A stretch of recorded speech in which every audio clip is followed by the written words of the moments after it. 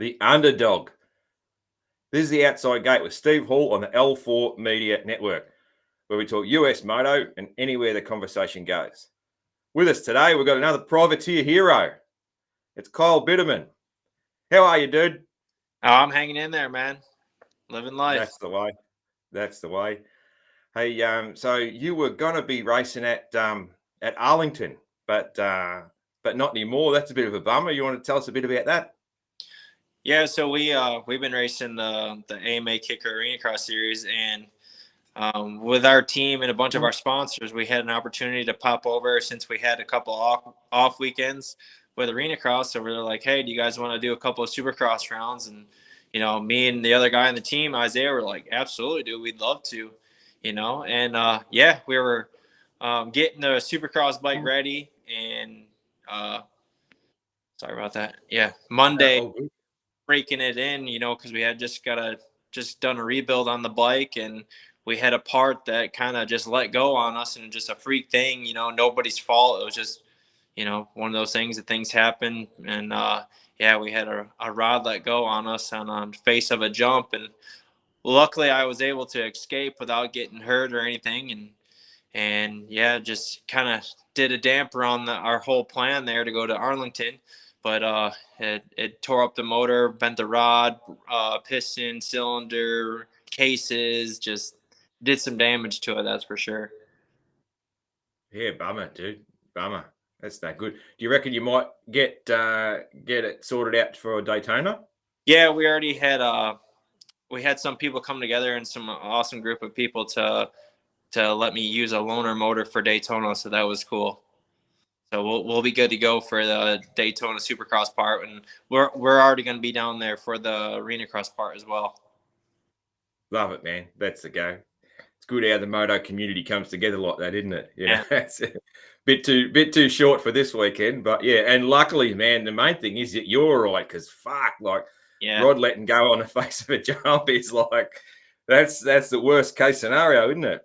Yeah, and like we were talking to the guys that were at the track with me, like if it could have happened anywhere, really, if the spot that it happened was about a second away from being really bad, but where it happened, I was able to kind of lock it up, skid over the face, and then I crashed and hit the ground. But a second later, I would have been 50 foot in the air heading across. Yeah. I was pretty thankful that it did let go where it did. Yeah, man. Yeah, no, that's someone's looking after you there. Hey, that's for sure. Somebody else definitely looking over. So I was pumped on it. Cool, man. Cool. Got some bruising on the foot, but nothing that we can't ride through. Yep. Yeah, that's the way, man. Cool, man. We might just I might just get your take on the Supercross season so far, just season 24. We might just start there, man. What's your thoughts? Who's the contenders? Who's the 450 contenders at the moment? Like, it's a bit hard to figure out. There's differing opinions of who the contenders are. Yeah, the 450 Supercross, man. Yeah. I think everybody's still trying to figure that out, really. I mean, obviously you got your top guys, you got Roxon, Lawrence, Tomac, Anderson, and plenty of other guys, Sexton, the championship guy. But really, I think these next few races are really when the points will actually start to separate, and kind of you'll see who's going to start taking charge of the championship. But right now, I feel like it's kind of up in the air.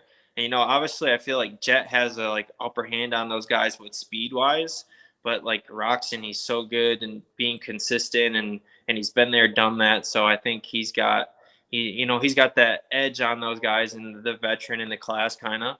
So I don't know. I'm kind of pulling for Kenny this year, personally. So I hope he can do it. Yeah, I'm a little bit the same, man. Like I got a really good feeling about Kenny. I really do. He seems, the results don't match what the eye test has been like, do they? Like the eye test, he looks really good. He looks sharp. So he does, man. He looks sharp. He's happy, and he just seems like really, really comfortable, really sort of locked in. So, I got a good feeling about him this weekend actually. So I think this, yeah. Being Arlington, kind of that clay, the hard base. Even we seen it last weekend in Glendale, where it kind of got a little slick, not a lot of traction. So those guys had to start using the throttle control on the 450, and Kenny's so good at that, and I think that's why he did pretty well in the main event. So I think in Arlington, you'll see similar to all that, but I think Chase is going to be pretty good, and he had that hand injury and stuff, but I think he's going to come on pretty strong too, because obviously he wants to keep fighting for the championship, being the defending champion. He's gonna not gonna let it go down easy. Yeah, I'm really hoping that that injury's like it's fine, it's all good now. I don't want. I'd hate for Chase to lose an edge, because of that. Right. So hopefully he comes out firing and that. But it's just shaping up as a really cool season, isn't it, man? Like it's awesome. I love it. I'm excited to watch tomorrow. I'm bummed that I'm not there. Mm. But still, I mean, even when we're at the arena crosses Saturdays, we're always glued to our phones, tablets. We love it. Yeah, I'm excited to see. That's the way, man. What about the 250s, man? Like, so we're back east, back for it's round two of the East. Personally, man, I'm really rooting for Faulkner in this East Coast. I want him to get it done. He deserves it. I think.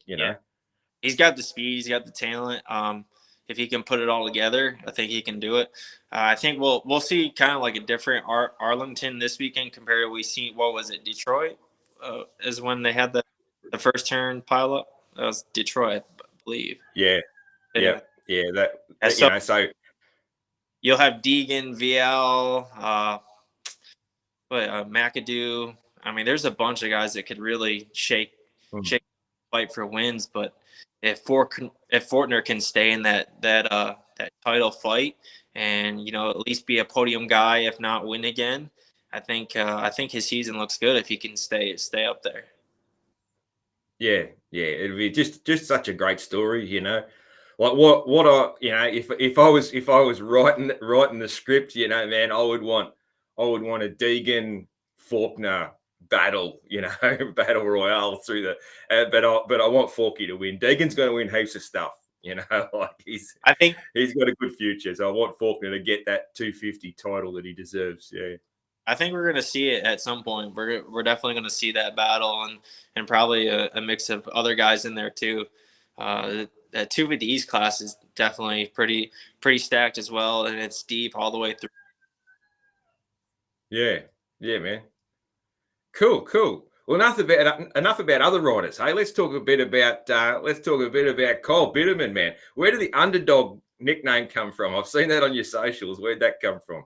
Yeah, so that's kind of like I want to say it was like I was like early in my amateur schoolboy days or something, and my dad just kind of, he came to me the one day. He's like, what I'm gonna call you? I'm gonna call you the underdog. And at first when I was younger, I didn't really understand what he was talking about or what he meant by all that. But yeah, it kind of just stuck too. And coming from like the family I did, we didn't have a lot of money, didn't have a lot of things, and being in the motorsports industry, if you don't have funding, it's very tough to make things happen.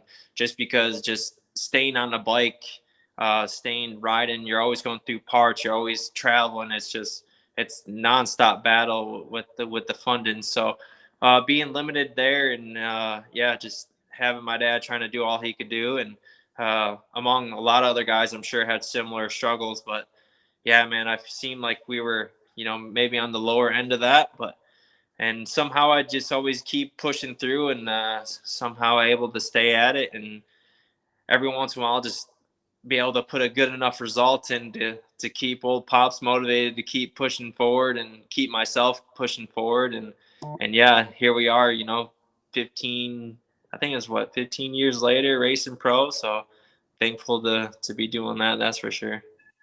Maybe 12 years. It's a long time. Yeah, man. Yeah. Well, I was looking at your results, every guest that comes on always just brush up on their results, man. And yeah, 2014, you got a couple of top 20s in the 250 Supercross, Vegas and East Rutherford. So Yeah. That's actually, yeah. So you see the bike in the background. That's the East Rutherford 250 main bike right there. That was nice, man. first Supercross main, so that was cool. But yeah, I hope to make a couple more mains this year in the 250 class. I feel like I've been riding good enough to be able to do that. Now, it always doesn't always translate on race weekends, but I feel like I have the speed and the potential to be back in those main events. So I'm hoping to do that. But just hey, there's arena cross guys still, and I've been doing the arena cross since I think like 2013 on and off, and we've been doing it full time since pretty much 2018. So I kind of found a home in the arena cross, and where I was able to kind of put my skill set and yeah, have good results, and kind of make a decent little living out of all that. So then pumped on all that. Yeah, man. The arena cross, you're probably making more money, I'd say, than Yeah, if you were just yeah. I think it's like give and take. You definitely, if you do well, if you get on the podium, you get some bonuses and stuff like that. You can definitely make more money than you would by just being a main event guy in Supercross. But I think it kind of comes down to where you don't have the full factory or semi-factory support. Supercross is so tough. It's so demanding. Just bike, physically, mentally, just everything. And yeah, I just feel like the resources had and have, I feel like arena cross is a good spot for me, and I feel like I can be competitive there. I can show up, and on certain weekends, I feel like I could possibly win, and I've shown the speed to have that. So that's kind of a cool thing. Keeps you coming back. If you have that drive and like opportunity to win or podium or do good, it's a lot better than maybe like fighting for a 10 15th or just getting into a main event. It's a little bit more motivating to I don't know, come home with a trophy, right? Yeah, hell yeah, man. I love the arena cross, man. Us Aussies, we are pissed, man, that we can't watch it. We don't have a way to watch it, like, because it looks so good. But I keep an eye on the results and that sort of thing. Man, you've certainly been close to a win, man, this season. So Yeah, you're knocking on the door, and last year, and so yeah. um, I think we can make it happen. I'm hoping, I hope Daytona goes good for us, and then we just have that one shot left at Vegas. So we got, I think, 4 rounds left. Yeah, 4 rounds left to make it happen. So we got 8 main events, and hopefully we can get one or two of those, or 3, 4, who knows. yeah. And you're looking really good for another season podium. So Yeah, I definitely pumped on that. I'd love to be, the second, if not the championship guy. But honestly, I had a few kind of just bummer things happen. I came together with KP. End up getting a concussion. I had to sit out a whole main event, and I had a couple bad ones where I crashed, and the field was so far gone. I had to settle for 10th, 11th, and so I've had some bad ones that kind of put me back in points. But overall, to be sitting third with all I've gone through, it's you know pretty good to be at least still in somewhat of a fight there. it sure is, man. It sure is. Yeah. Do you ever cross over and do one of the other series events? Have you done any of that? Crossed over to those, the kicker, or no, that's an old name. Whatever the other one's called, do you ever give them a shot? We do the kicker, the AMA one, and then the GT one. We did the very first round of the GT series, so I was able to get I think I got a third on the first round of that one in the GT series. So and that was pretty stacked because we had a bunch of Supercross guys, a bunch of the GT guys, kicker guys. So we were all kind of there, and it was yeah, it was a good time. But from then on out, all our series were like on the same date, so we weren't able to pop back and forth. So Yeah. and now we're able to kind of dabble into the few of the East Supercross rounds. Nice, man. Just touching back on your so you're from, I wrote down your hometown here, from Lockport. Yeah, So Yeah, New York up. Is that what they call upstate New York? That is what we call Western New York. So it's Oh yeah. Western New York Motocross Association. Yep. So we're up there in the Western New York, and I go back there every September and race a local race. It's called the Can-Am at Area 51. It's like a place 20 minutes from my hometown. And we go back there every year, and kind of nostalgic to go back to the first place that I actually raced at, and kind of go see a bunch of friends and family, and and go back and rip the old hometown dirt, right?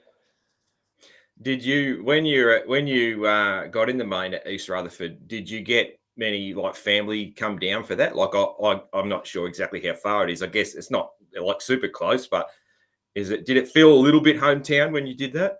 Yeah, it definitely had like some, I guess you would say, hometown vibes, and there was a lot of people I knew there. A lot of the New York State motocross community.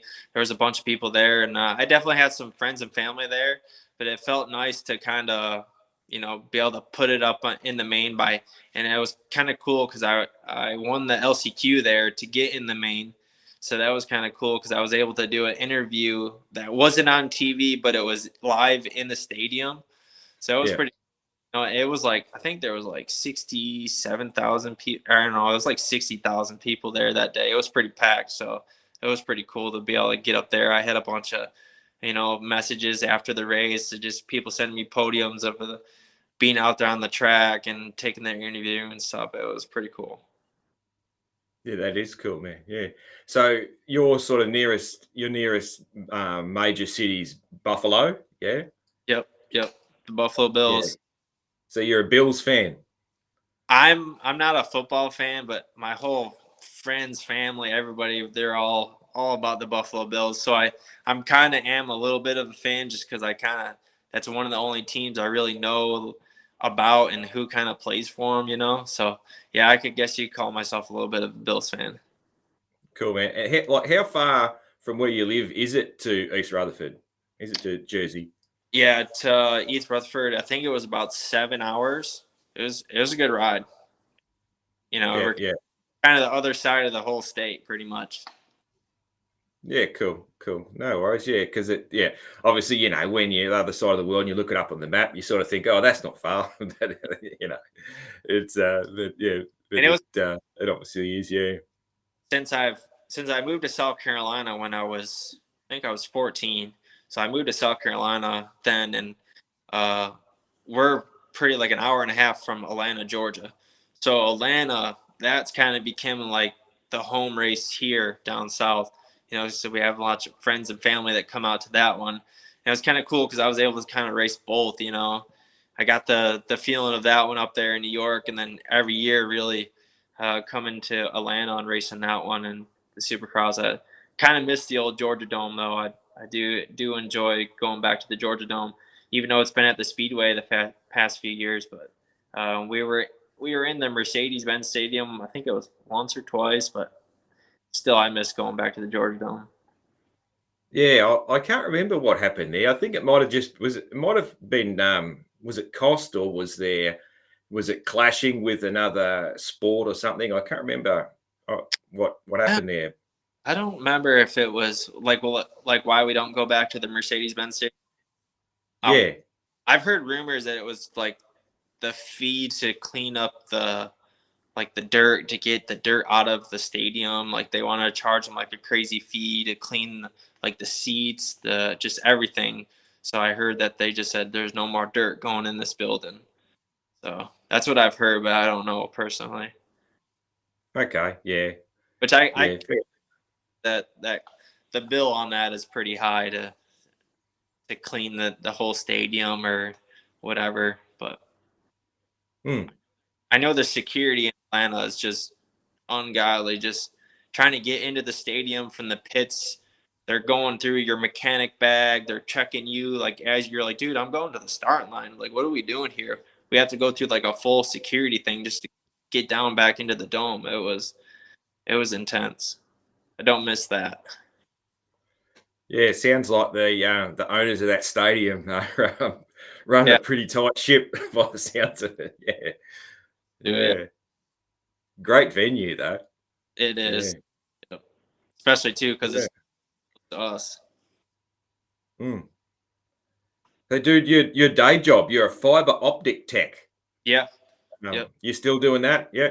Yeah, we and not so much during the race season, but yeah, the fiber optic communication cable, man. We just through that throughout the summer into the winter months, and yeah, just splice some fiber, putting it in the ground, open pads up, and it's luckily the guy that does my suspension, he just merged with another guy in the suspension solution, but that guy his main deal is the fiber optic communication cable, and so him being a moto background kind of gave me an opportunity to come work for him and kind of make like a real living and have a real job. So I've been super blessed to kind of able to juggle dirt bikes and have a steady income at the same time. So that's definitely been a big plus in my career there. Yeah, that suspension solutions guy, he's the guy that helped out our boy Jack Nunn when he was over there. Okay. Yeah. Jake Posey and Troy Chris, that's those guys right there. They're local to me. Yeah, obviously good dudes helping out a young Aussie live his dream a bit, So yeah, good on them. Yeah. Hey, tell us about when you were young, man. When did the bug first bite for motorcycles? Where did it come from? Come from your dad or? Man, I would say motorcycle racing. Well, how this whole motorcycle racing started really is my whole family is like a car racing background. My dad raced dirt cars, asphalt cars, Bush North. My uncle in a wheelchair, he raced dirt modifieds. My other uncles raced go-karts. My grandpa raced late models, asphalt late models. So I grew up in a racing family, right? And then here comes, Kyle, and he's the first dirt biker out of the bunch, right? But I wasn't supposed to be really. In New York State, if I remember correctly, they had an age limit to where you could race a go-kart, and I'm pretty sure it was. I want to say it was like 6 or 7. I may be off on that, but I went back to school because I obviously couldn't race the go-kart yet. I was too young. I go to school and this kid's telling me how he races a dirt bike. And I'm like, what? How do you race a dirt bike? How are you old enough to race a dirt bike? And right away I went right home, and telling my dad like, hey, if I can't race a go-kart, this kid's racing dirt bikes. I think I need to race a dirt bike. So every time we went by the Yamaha shop, I was begging him to pull in there, and luckily somehow I was able to pull enough strings to where we were able to come home with the PW50. And yeah, next thing you know, we're racing flat track, motocross the next night. I was racing go-karts when I was old enough and doing that for a long time. I raced flat track all the way up until I was on 85s. We were doing like 3 nights of racing. Like the first night we were doing flat track with go-karts. The next day we were racing, a night cross, and then Sunday we were racing motocross. So I kind of just got into it, man. Next thing you know, we were full tilt going into the dirt bikes things, and didn't really think anything of it, or didn't know like at the time that you could be a professional or if there was any kind of career. All I knew is I just wanted to race dirt bikes, and we didn't know anything about the Rettas, or my family didn't know what dirt bike racing was really, but we kind of learned pretty quick there in the first few years of what you gotta do and where you gotta go, and yeah, it's been hooked ever since, man. I love it, man. I can relate a little bit. So my dad raced cars, and Okay. the his dream was for me to do it as well, and I did for a little while. Sort of when I was, I don't know, when I was sort of 19 to 23 or something, I raced cars, and I was actually good at that. Whereas I'm a shit house dirt bike rider, Right. but I was a good driver. But man, the dirt bikes have my heart, So the car stuff was really cool, mainly because I was good at it. But I'm much braver when I got a cage around me, man. So and I think I just lack the balance and just basically the skill for dirt bikes. Whereas I had the sort of I guess the aggression and the bravery in a car. But so I can relate to that a little bit. Yeah, breaking away. Mine was basically I got my first dirt bike because Dad heard that riding a dirt bike as a youngster improves you as a driver. So that's why. But then, sadly for him, I ended up liking the dirt bike more than the car. So yeah, very cool, man. My dad and everybody always says, with age comes a cage, right? They're hoping one that I might hop into a car, a race car, a dirt car. Who knows? I know they kind of always hope that, but I don't know, man. I'm 31 and I'm still on a dirt bike. It's not looking too good.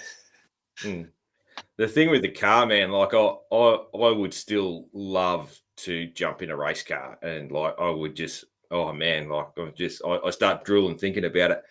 But man, I remember the amount of extra work compared to going to moto, and the amount of extra cost, like, oh man, you can just tear up $2,000 worth of tires on a weekend, instead of $200 of tires, Big difference.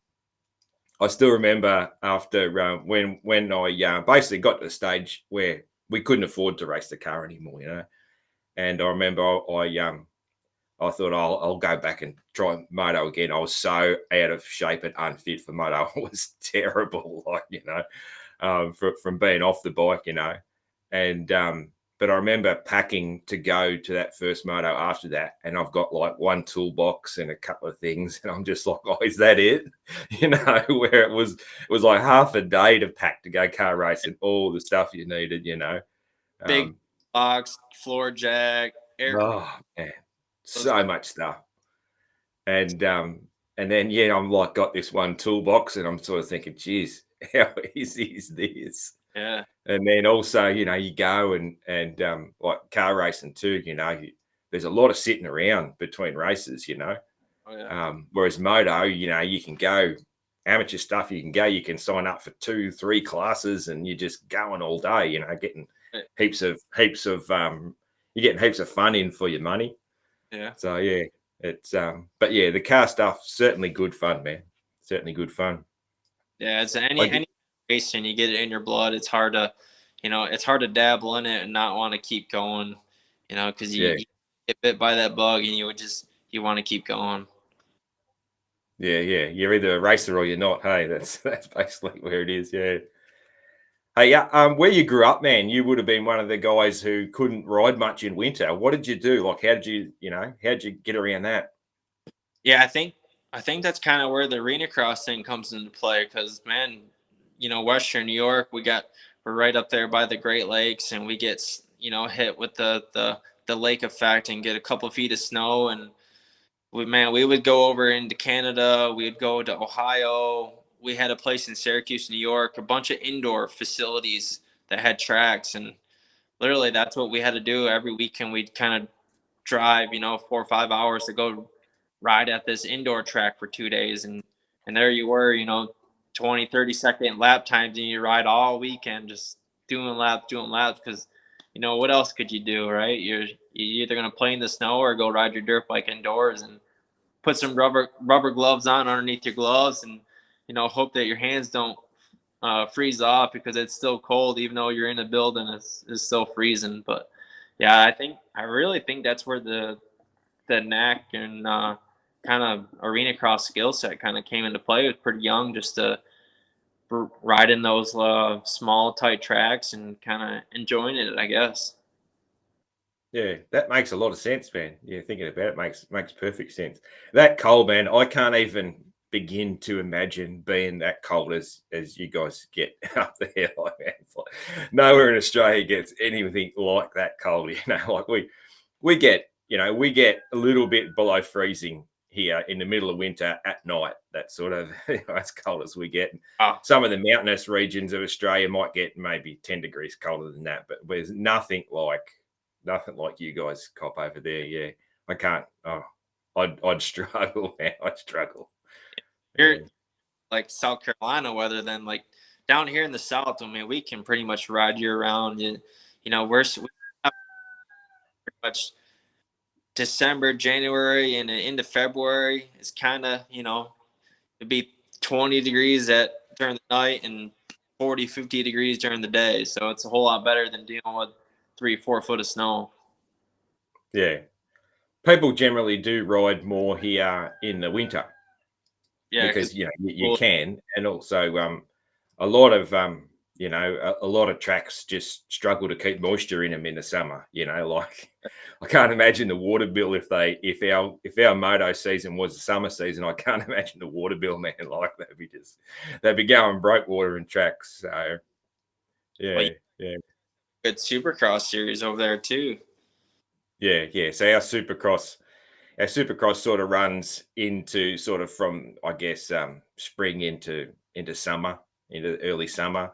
But yeah, Supercross, it's obviously they can keep not always. There's been a couple of bad incidents the last couple of years where tracks were extremely dry, soupy tracks. But yeah, our Supercross series, we're just glad to have any Supercross series because we didn't have one for a little while. So yeah, it was kind of watch it, especially when a lot of those guys popped over for the World Supercross Series, and you had the one in Melbourne. I definitely followed it, but always wanted to go to what's the stadium that has like an open part, and it kind of has a grass hill and like right down to the ocean or something. There's a stadium over there. Or is it New Zealand? Somewhere. Player New Zealand. Newcastle? Is it Newcastle? Maybe it's Newcastle. That sort of, that has a grassy hill and that, yeah. It goes down to Newcastle. Yeah, that's one where I haven't been to because it's sort of like a regional centre, and the connecting flight prices or the direct flight prices from Melbourne, even though it's not super far, it's like just about the most expensive place for me to fly to in the country. So I do want to check out Newcastle Supercross. Everyone raves about it. They reckon that's the best event of the year. So yeah, that's Chad's hometown. That's a real it's a real sort of moto hub of Australia, that and Southeast Queensland. They're sort of the two areas where there's a big scene, that's Chad's hometown was a little town right next to it, so that's sort of where he grew up. Yeah, that's the go, man. Hell yeah. Hey, and you got so you're married and you got you got a son, just not long turned 2 years old. I've seen on your socials. Yeah, so I got a little boy, Revan. He's, I think he's like 2 weeks past 2. Man, he's wide open now. And the scary part is, I think he's kind of like in love with this dirt bike stuff, and I don't know if I did it to him or what, but makes me nervous, man, because I know what I went through and all the injuries and just everything I went through, and I'm like, man, I'm not 100% sure I want him to kind of do that path. But if he's driven to do something like that or just gravitates towards it, I'm not going to tell him no, but I won't be mad if he picks up a guitar and just starts singing away and finds a different hobby. Yeah, man. Yeah, it it's always there's always that struggle for parents, isn't it? But I think you just got to let them follow their own passion, I guess. Right. Like my daughter, she just likes to trail ride, and I'm totally cool with that. That's like a good thing because, she's doing it, and I get to ride with her and that sort of thing, which is that's the best bit.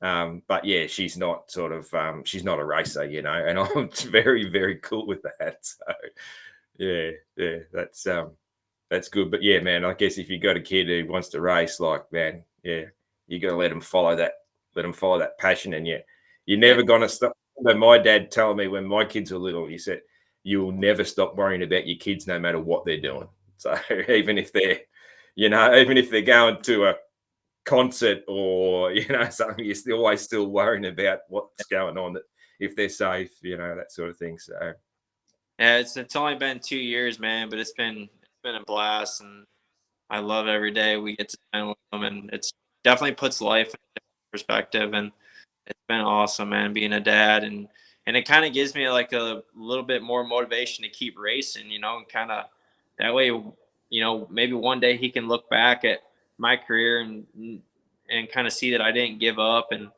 kind of was able to keep pushing through things, and even having him, I was able to keep going and kind of see what we can do together, see if he can see what kind of places we can go and take them, and what kind of experiences we could have. It's just yeah, it's been awesome. it is, man. And like moto, kids growing up around moto, they get so much good out of it. There's the risk of injury is shit house, but the amount of good they get out of it, they have to look after their health. They have to keep fit to be good at it. So they learn a lot about fitness and eating good and just all those sort of things. And they're outside, fresh air and sunshine and all these sort of things that I'm always yelling at my kids to go and get, That's a video game screen or something, Yeah. Yeah. And like I love it, man, when you're at an event and the kids are the best part. Like when you see like even the kids that are too little to race yet, or kids just between their race and they've got a shovel and they're making a dirt jump for their BMX, or the little ones are like got toys in the dirt and they're sitting in the dirt and all that sort of thing. Like that's yeah.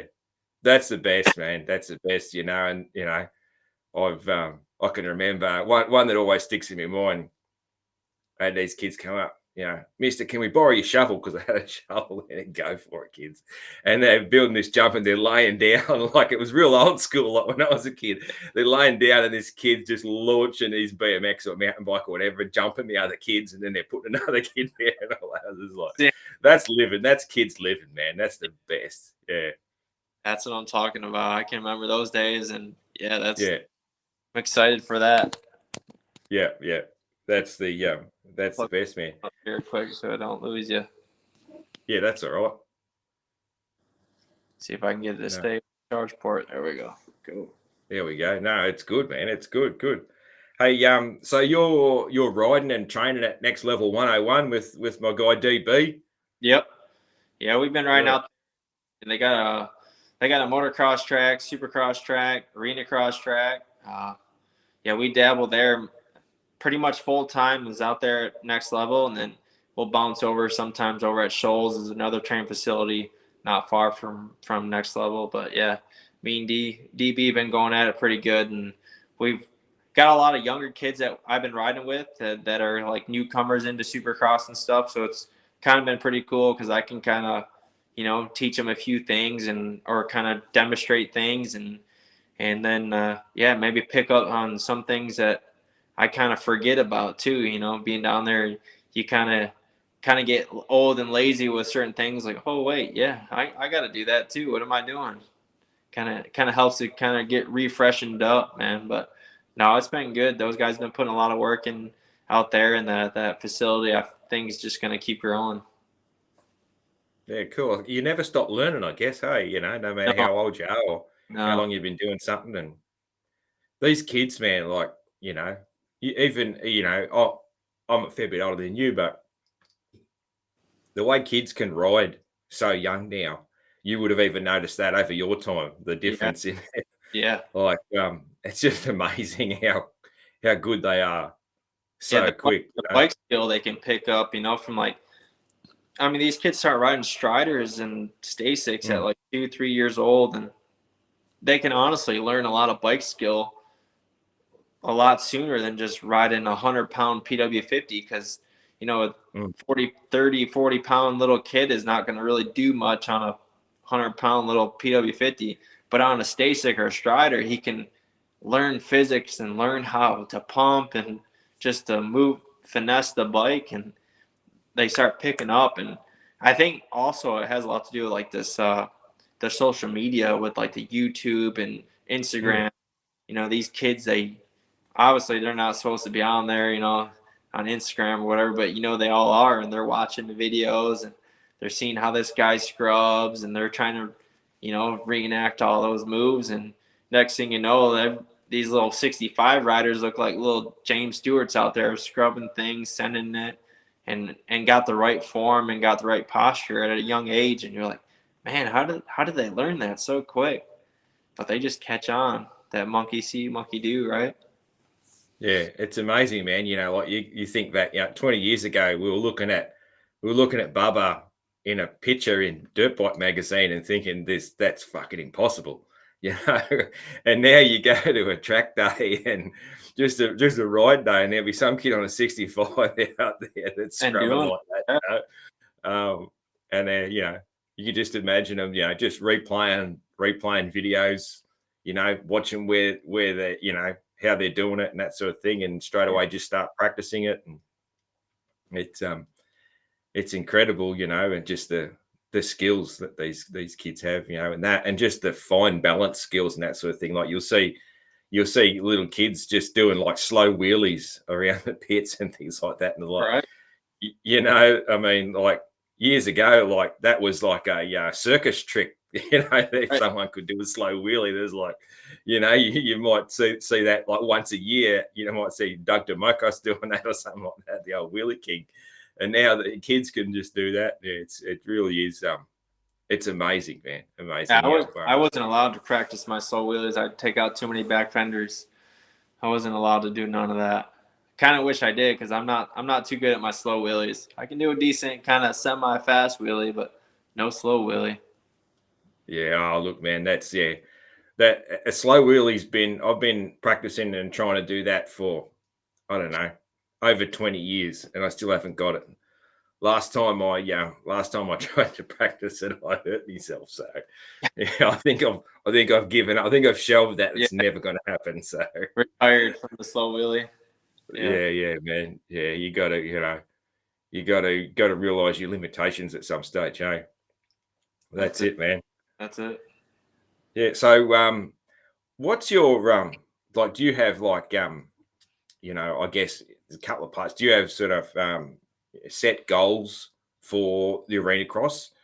And then also, do you have like any moto bucket list things? So maybe different things you'd like to do, like racing a GNCC or, another discipline or racing in another country or anything like that?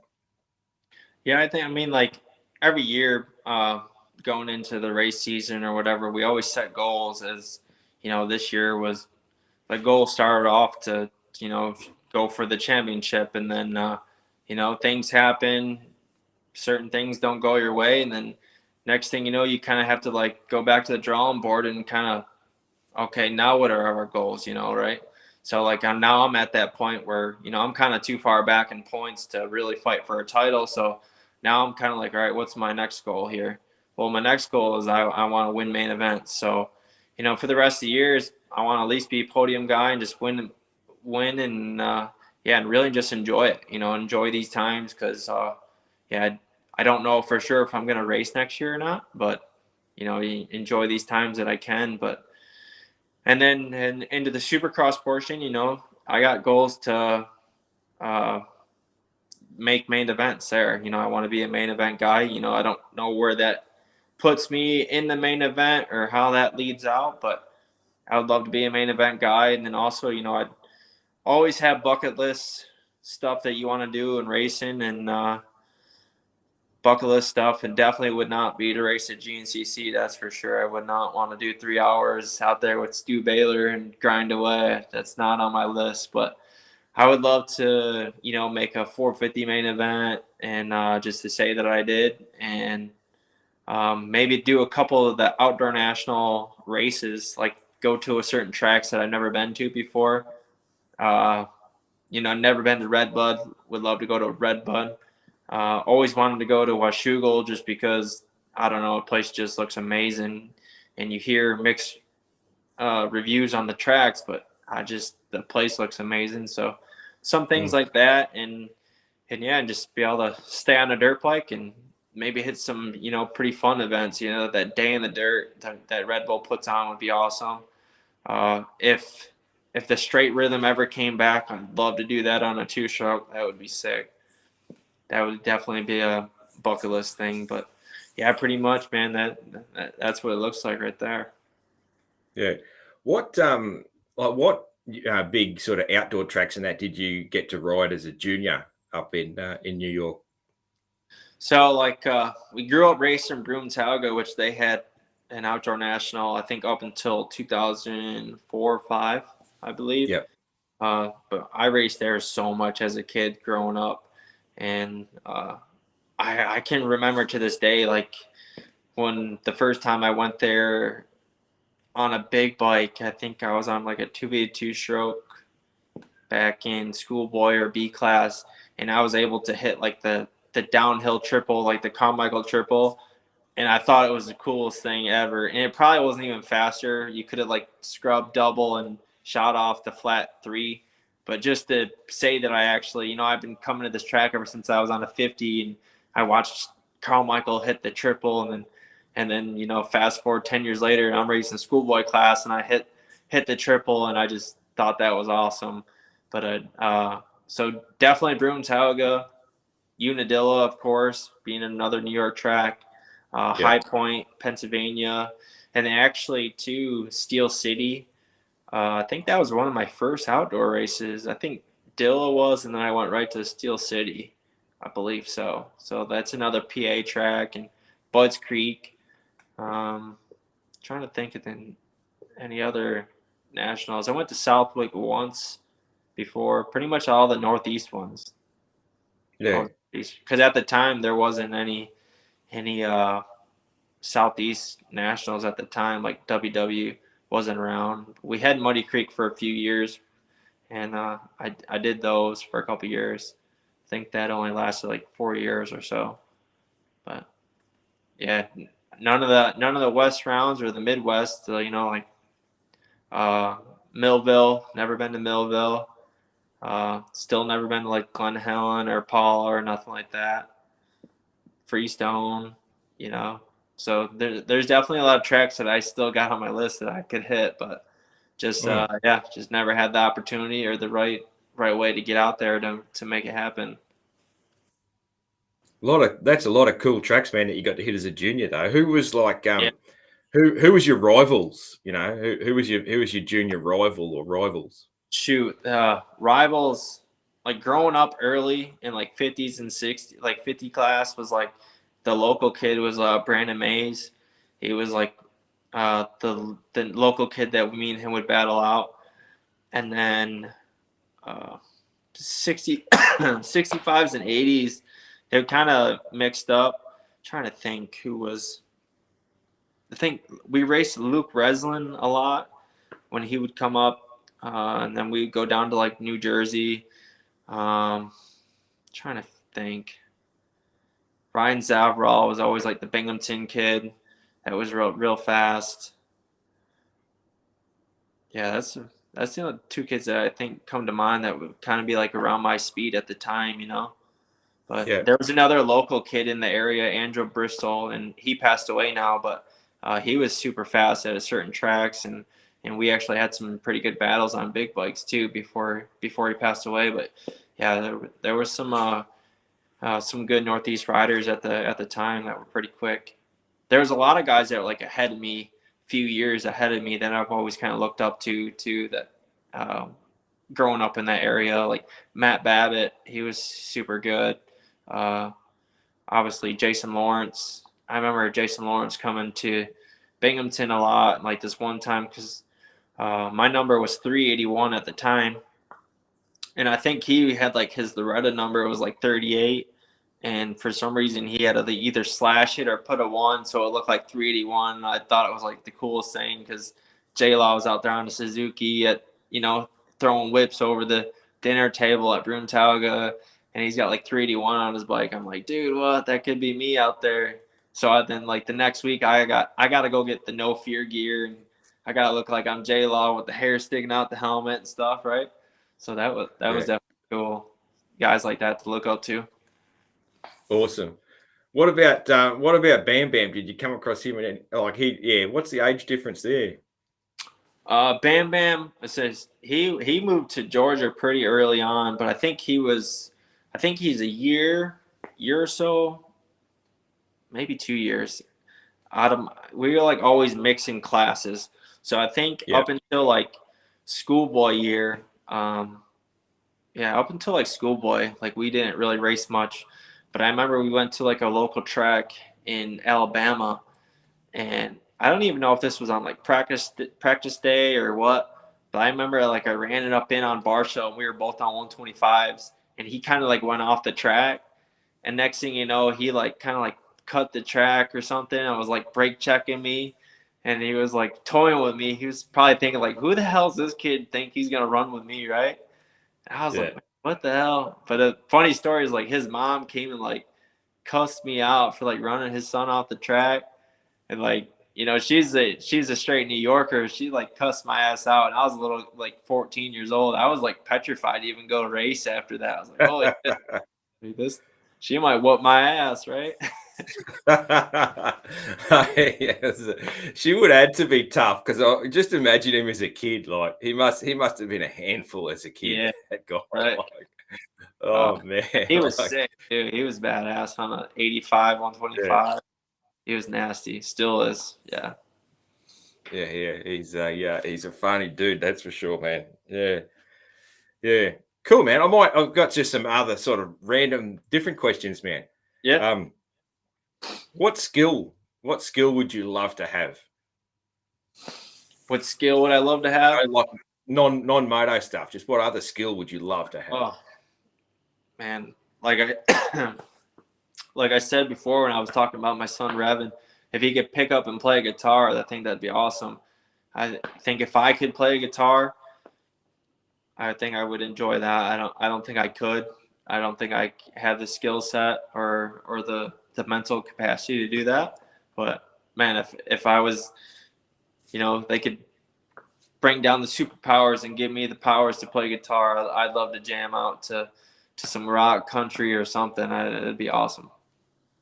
That's the same as me, man. Yeah, I'd love to be able to play the guitar. So right. I have tried and failed miserably, but my daughter's learning now, and she's actually got some little bit more skill than me and more patience. So she might, that might be cool if she does that. So yeah, that's the way, man. Another fun question I like to ask people is, so who's your celebrity hall pass? So if Mrs. Bitterman gave you a chance at a celebrity, who's that? Oh man, celebrity hall pass, if that was ever a thing. This would have to go back to like our middle school days when me and my wife started dating. Like for the longest time, I had a crush on Carrie Underwood when I was like way back in the day. So yeah, it would definitely have to be Carrie Underwood for sure. Yeah, so you're a country music man? Yeah, I love country. I grew up around it, so I love the country music. And yeah, the country music singer Carrie Underwood was definitely her at the time for sure. Yeah, I like old school country. Like my music tastes are all pretty old, you know. And I didn't actually know who Carrie Underwood was, but I had that same answer to that question last year at one stage with a mate who's big into country, and he explained who she is. So yeah. That's at least you know who I'm talking about then. Yeah, man. Yeah. You'd be a lot of people, a lot of dudes your age. It's the most common one answer for that is Margot Robbie for sure. She gets that. She gets that answer a lot. So yeah. Cool, man. Cool. That's the go. I'll just have a look at my other questions here, man. Who was your childhood hero? Either moto or anything, you know? Man, it's probably I don't know, because I've always followed moto, so it'd have to be like really probably Ricky Carmichael, man. It's just as a kid growing up around that age, and he dominated. So like you thought Ricky Carmichael was just God at the time. You know, he was pretty much like Superman to us. You know, growing up, he was just, you know, he's winning everything, won all the titles. You know, and he had the Monster sponsorship at the time. You know, we're running around the pits trying to get free Monster cans. So definitely be Ricky Carmichael for sure. Cool, man. Cool. What's the best bit of advice that our guy DB has given you? Best advice, man, it was probably not too long ago either. It was probably like 2 or 3 weeks ago.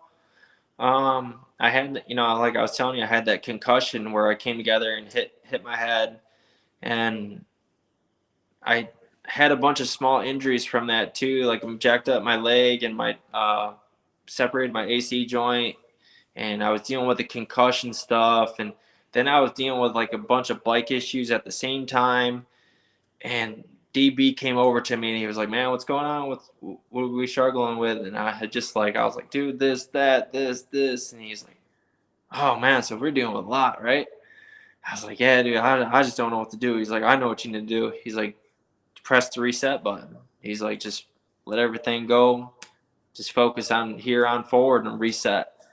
And it kind of at first I'm like, "Yeah, yeah, yeah," but then I was like sitting there thinking, I'm like, no, dude, he's absolutely right. Like, I just gotta reset, you know, because I was kind of bummed that I put myself out of the championship thing, and kind of, you know, I was already kind of on a downhill spiral there and dealing with some stuff, and I was like, you know what, I can't control none of that. I can't control what happens next. But I can do is put the work in to kind of reset and make the best of my situation. So yeah, I kind of took to that pretty quick, and yeah, I've been doing that ever since. So I would say that had to be one of the things that it was super small for him to say that, but I feel like it impacted me the most, really. Yeah, sometimes it takes someone else to say it, doesn't it? Yeah, And absolutely. it just to make things click. Yeah, you can't always you know, a lot of people fly solo a bit too much. You need someone in your corner just to. Sometimes it is just the simplest things. Yeah, Yeah. I agree. For those that are watching on video, there you go. DB's even here with us tonight. There you go. If you're listening, I'll just explain. I've got a special DB t-shirt on, so you'll have to watch if you want to see it. That's the go, man. What so the old question of if you had one album to listen to for the rest of your life, you had to choose one. What is it? Man, one album. It's kind of funny because like I was just talking about being a country dude, country music, but it'd probably be like the 50 Cent album, Get Rich or Die Trying. As I know a lot of those songs for whatever reason, and still to this day they come on my playlist, and I listen to a lot of them still to this day. Probably that one. Cool, man. So your playlist is a bit varied then, man. What else is so you got a bit of rap on there, you got the country. What else, what else you got on funny, there? like, and me and my buddies will be like cruising in the truck or the van, and I'll have like, you know, my Apple Music on, and it will go from like the sad country to like straight hardcore rap, back to like a decent slow rock, to like a old school Blink 182 emo song, to back to country. And it's just like, they're like, what is this? I'm like, dude, I listen to everything, man. If it's good, I like it. Yeah, I'm like that too, man. Yeah, I've got to all, basically I'm like an old school rock and particularly grunge guy. Right. That's my era, man. Late 80s, early 90s is my sort of era as that's my glory days, Yeah. So but man, I like a bit of just so much different stuff, like my playlist could be like, it could go from like Johnny Cash to Rage Against the Machine to a bit of country, a bit of newer country to I got all to a that bit on of, mine bit of too. ice to a bit of Ice Cube, then Ice Cube, and then like some just random thing that I only know one song of the band, but I heard it and I liked it and I added it to Spotify. I don't even know any of their other songs. I got a few of those. So yeah. That's funny. That's the go, man. Yeah, and anywhere I go, just about I nearly got Spotify going like my whole life, all the time. Unless I'm listening to a podcast, I'm listening to music. So yeah, certainly do love that, man. Absolutely. Love it. Oh. You got to have a variety, that's for sure. You gotta go with what your mood is, or change your mood, and got to have it on speed dial to find something. So, got to have a mixture. Yeah, man. Absolutely. Have you listened to some of DB's songs? Our main event band? I've probably heard some of them that he's shared, but I haven't like listened to any that I know of really off the top of my head. Yeah. But I know he listens to like the stuff he posts and stuff like that. He's got some pretty hardcore rock stuff that he listens to. Kind of like a punk style rockish, but yeah, I can get down with it as well. That's the way, man. All right, man. I've kept you for an hour. I don't want to. Sometimes we run a little bit longer, but I don't want to keep you up too late because I know you're on the East Coast. No, you're good. No worries. So, a couple of things, man, that we do to close out the show. Give me your best Aussie accent. Aussie accent. Yeah. What would I say that would be real? Just go with a just give me a put another shrimp on the barbie. Put another shrimp on the barbie. That sounds like Minnesota or something. yeah, that's it. Yeah, that's all right. Not the worst one I've heard. What's up, Not the worst mate? one I've heard. What's the mate? What's up? What's up, mate? Yeah, that's a bit better. That's a bit better, yeah. That's all I got. Cool, man. Cool. No, that's just a fun thing I like to do. Yeah, you're definitely not the worst, man. There's been heaps worse, but yeah, you're somewhere in there in midfield on the Aussie accent. Yeah. That's it, man. Do you have any questions or topics that you want to talk about? Do you want to maybe even do you want to shout out sponsors, anything at all that you want to bring to the show? Yeah. Now go back to the accent thing. Now see if my wife is out here. I mean, she picks up on like accents and like just can like do stuff, and I'm like, how do you do that? Like I can't even change how I talk, and she'll just be talking in this accent, that accent. Just drop the phone. It's all good, man. Yeah. Don't break your phone, mate. My tire Sam must not be too straight, but no. Yeah. But yeah, no, to close it out, I guess I just shout out to, the whole Lasting Impression race team that kind of has been keeping me going here the past, I'd say since end of 2019. Those guys been a huge supporter of me, the whole Thompson family, Lasting Impression, Ashley Mobile Electric.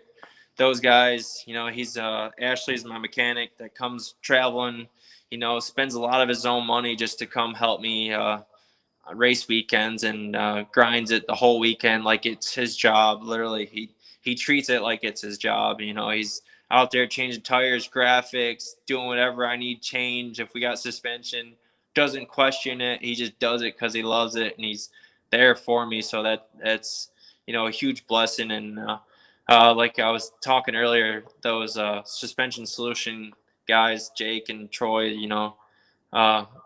I'm not like the easiest going guy in suspension. I'm pretty picky, and when you've been riding it for this long, you're always looking for a certain feel. So I always put those guys to the test, and we're always trying to improve, and they put a lot of work in for me to kind of make sure I'm pretty happy and comfortable and have that extra confidence to go racing. So, but yeah, man, everybody that supports the team, FXR, heck, my wife, my little boy Rev, Guts Racing, Dunlop Tires, Privateer Connection. So everybody that supports me, that keeps the underdog going. Very thankful to do this. I've had a friend of mine that supported me through I would say like my amateur career, but he would always kind of like tell me like, hey man, like I know you're not where you want to be, but you're a lot further than most people, and how many people would just, die to be in your position. So kind of reevaluate what you're thinking and kind of, be thankful where you are. So I've always kept that in perspective, and definitely, you know, grateful to be still here riding dirt bikes and, living 31 years old and still being a professional racer. It's pretty awesome.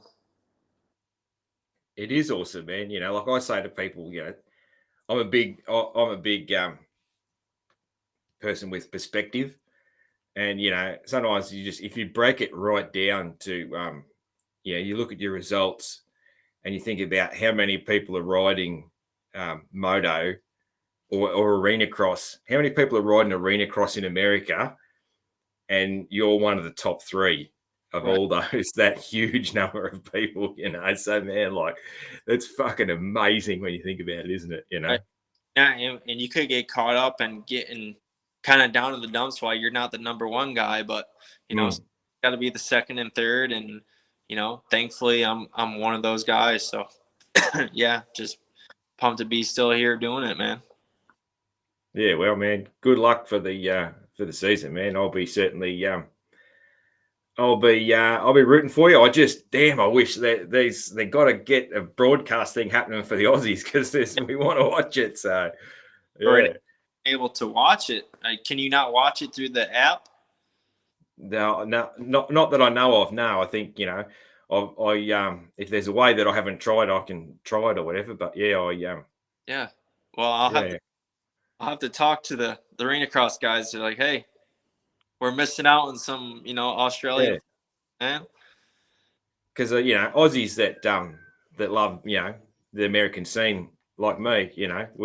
I would watch every arena cross if I could watch it, So yeah, like all things, you can get some dodgy YouTube version or whatever. But yeah, if anyone's listening and then have figured out a way to watch it in Australia, let me know, because I want to watch it. I'll go back and watch all the old races. So I'm crazy Right. like that. So Heck yeah. yeah, cool, man. That's all right. Hey, so to close out the show, man, something a bit different, something a bit weird. I sing a little bit of Kenny Rogers to close out the show. So if you know Kenny Rogers, the Gambler, man, when I get to the chorus and you want to, if you know it and you're comfortable and you want to jump on in, then jump on in, man. A lot of people, most people don't, but I'm always hopeful that someone's gonna. So we'll slide into that, and give it a shot if you know the words. So I handed him my bottle, and he drank down my last swallow. Then he bummed a cigarette and asked me for a light, and the night got deathly quiet, and his face lost all expression. Said, if you're gonna play the game, boy, you gotta learn to play it right. You got to know when to hold 'em, know when to fold 'em, know when to walk away, know when to run. You never count your money. When you're sitting at the table, there'll be time enough for counting when the dealing's done. Heck yeah. Thanks, man. Thank I you didn't, very much for your time. Thank you very much for coming on the show, and good luck, man. I appreciate it. Thank you. Thanks for having me. No worries. Cheers, man.